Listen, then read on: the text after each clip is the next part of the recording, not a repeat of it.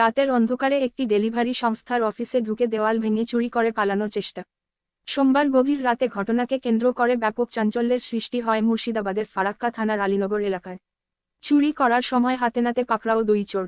খবর পেয়ে ঘটনাস্থলে পৌঁছায় ফারাক্কা থানার পুলিশ। দুই চোরকে উদ্ধার করে নিয়ে যায় পুলিশ। যদিও ডেলিভারি সংস্থার অফিস থেকে এখনও পর্যন্ত কিছু চুরি করা সম্ভব হয়েছে কি না তা এখনও স্পষ্ট নয়।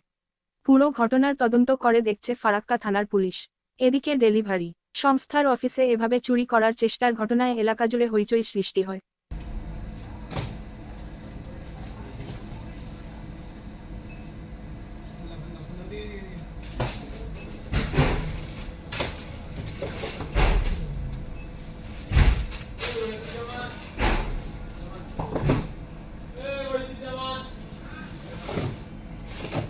বলতে আনুমানিক 1:15 নাগাদ, যেটা আমরা সিসিটিভি ফুটেজ অনুযায়ী আর কি দেখতে পাচ্ছি, 1:15 নাগাদ ওরা এখানে এসেছে।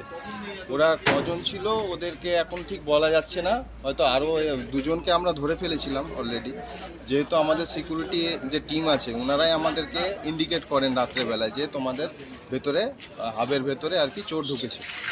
তো তারপরে আমরা তড়িঘড়ি সবাই হাবের মধ্যে আসি।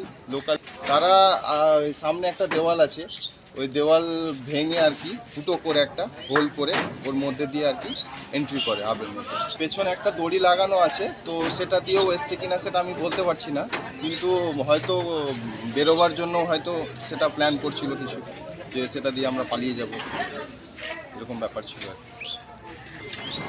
আনুমানিক 25 থেকে 30 মিনিটের মধ্যেই মানে সমস্ত কিছু ওরা ছিঁড়ে ফিরে একাকার করে দিয়েছিল, পুরো ব্যাগ ফ্যাগ যা ছিল। ওরা ক্যাশ লকারে হাত দেওয়ার চেষ্টা করেছিল, বাট ওটা হয়তো খুলতে পারেনি। এখন আমাদের দেখতে হবে পুরো, আমরা ইনভেস্টিগেশন করিনি, এখন আমরা বসবো সবাই ইনভেস্টিগেশনে, কী কী হারিয়েছে, কী কী নিয়ে গিয়েছে ওরা, তো সেটা আমরা ইনভেস্টিগেশনের পরেই বলতে পারবো। তৎক্ষণাৎ চলে এসেছিলো।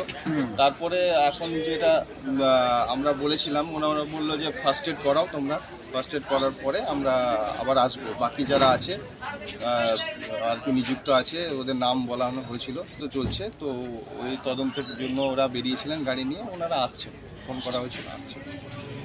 আনুমানিক আমাদের 5খানা ব্যাগ কাটা হয়েছে, যার মধ্যে আনুমানিক প্রায় 3 থেকে 4 লক্ষ টাকার জিনিস ছিল।